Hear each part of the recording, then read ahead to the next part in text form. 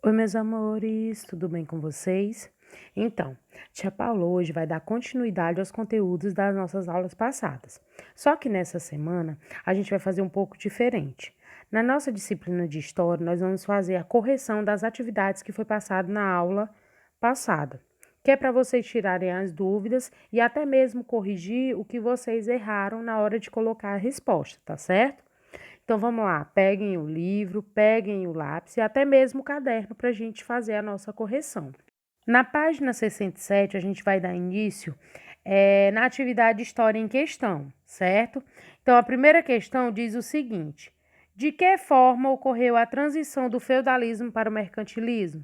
Então vocês iam colocar que a economia deixou de ser autossuficiente e passou a ser pautada nas relações comerciais, na moeda e na acumulação do capital. Então, foi a partir daí que ocorreu essa transição. A segunda, o mercantilismo foi a política econômica praticada pelos monarcas europeus na época moderna. Dependendo do estado que praticava, assumiu diversas modalidades. Explique em que consistia essa política econômica. Então, ela consistia simplesmente o controle do Estado sobre a economia. Então, a partir do momento que o mercantilismo foi uma política econômica, lá na época moderna, então ela tinha poder sobre a economia. Então, o Estado ele atuava sobre a economia desse país. Na terceira questão, ele coloca quais eram as principais características do sistema mercantilista. Quando a gente fala de mercantilismo, a gente fala de economia. Politicamente, algo econômico. Então, era a acumulação dos metais preciosos, uma balança comercial favorável e as medidas protecionistas. Então, essas são as principais características do sistema mercantilista, visando sempre o lucro. Então, essa é a correção da página 67. Vamos para a página 68. Na página 68, a gente vai dar continuidade na quarta questão. A quarta questão, ela diz o seguinte: de que forma o protecionismo alfandegário reage ao mercado interno de uma nação? Então, esse protecionismo ele vai impedir que as mercadorias estrangeiras cheguem mais baratas que as mercadorias nacionais, causando problema na economia local. Por quê? Porque as economias estrangeiras chegando aqui, no determinado mercado, no determinado local, elas se tornariam mais lucrativas e as mercadorias nacionais perderiam o valor. Então, isso acontecia e acabava causando um problema na economia do próprio local. Então, por isso que o protecionismo alfandegário, ele protege o mercado interno. Na quinta questão, a gente tem, como vimos, o mercantilismo tem uma de suas características fundamentais, que é a intervenção do Estado nas relações econômicas, determinando o que deve ou não ser produzido e comercializado. Então, para você, uma intervenção é benéfica para a população? Então, nesse caso aí, vocês iam colocar uma resposta pessoal. Mas, nesse caso, nessa visão, a gente também tem elementos positivos e elementos negativos na intervenção da economia do Estado. Aí vocês vão colocar a opinião de vocês, certo?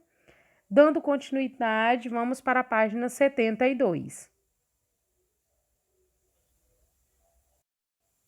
Então, gente, coloca aí na página 72 e vamos responder a história em questão. A nossa primeira questão diz o seguinte: o que são manufaturas e qual a sua importância dentro do sistema mercantilista?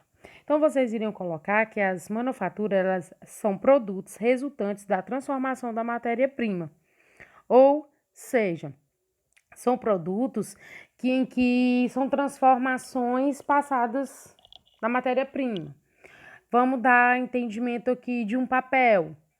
O papel ele pode ser transformado em vários outros objetos, certo? Então, isso são manufaturas, é a transformação da própria matéria-prima. E qual é a importância dentro do sistema mercantilista? Vocês iam colocar que a produção em maior quantidade gerava maior lucro e menos desperdício. Então, quanto mais se produzia, mais lucro eles tinham. Na segunda questão, diz o seguinte: quais as vantagens e desvantagens do monopólio comercial para uma nação? Então, vocês iam colocar que as vantagens é que garante a exclusividade do comércio para as nações conquistadoras em relação às suas colônias, porém, não há um livre comércio que garantiria a expansão do mercado. Na terceira questão, diz o seguinte: correlacione os objetivos do sistema mercantilista e as grandes navegações. Então, o desejo de expandir o comércio era muito grande naquela época, e principalmente de expandir e conquistar as colônias. Então, se eles expandissem e conquistassem as colônias, eles, consequentemente, iam ter grandes empreendimentos marítimos. Então, vocês iam colocar o desejo de expandir o comércio e conquistar colônias, fazia parte dos objetivos mercantilistas e dos grandes empreendimentos marítimos. Então, na página 72, a gente corrigiu essas 3 questões. Na página 73, a gente tem as continuidades das questões referentes à página 72. Então, na 4ª questão, diz o seguinte: pesquise por que as monarquias nacionais modernas incentivavam a prática da pirataria. Então, por que que era? Porque uma das premissas do mercantilismo é acumular os metais preciosos. Lembra lá que eu falei que era uma das principais características, que eram os metais preciosos, a balança comercial favorável? Então, uma das premissas do mercantilismo era acumular os metais preciosos, e os corsários, nesse período, interceptavam as embarcações em busca de riqueza vindo do Novo Mundo. Então, essa era o incentivo à prática da pirataria. 5ª questão diz o seguinte: segundo o texto da seção Leitura Contextualizada da página 71, qual a principal diferença entre os corsários e os piratas? Então, os corsários estavam a serviço da coroa, enquanto os piratas eram aventureiros em busca de interesses particulares. Então, aí a gente finaliza a nossa correção, tá bom?